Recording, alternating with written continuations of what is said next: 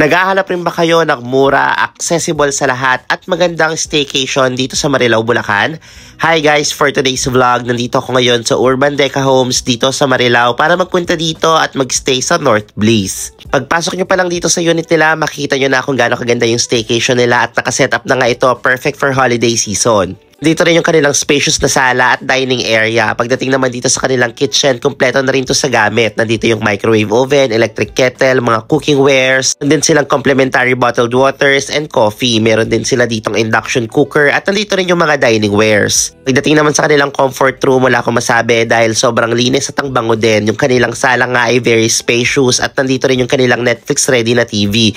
Meron din sila ditong mga available na mga board games and card games na pwede nyong gamitin at meron na rin silang free wifi access para sa lahat.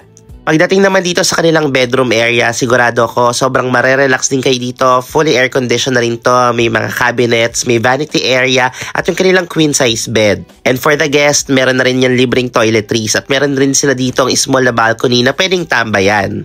At alam nyo ba, sobrang accessible nga nito sa lahat dahil malapit lang to sa mga malls, exit, and restaurants nearby. Meron din silang mga community amenities na pwedeng i-enjoy at meron din silang sariling motor and car parking. Pwede nyo ma-rent itong kanilang place for as low as 2,999, good for 2 packs na. And for your reference, ito nga pala yung kanilang Facebook page. Kaya naman mga kabulakenyo, ano pang hinihintay nyo? See you all here dito sa North Bliss. Bye!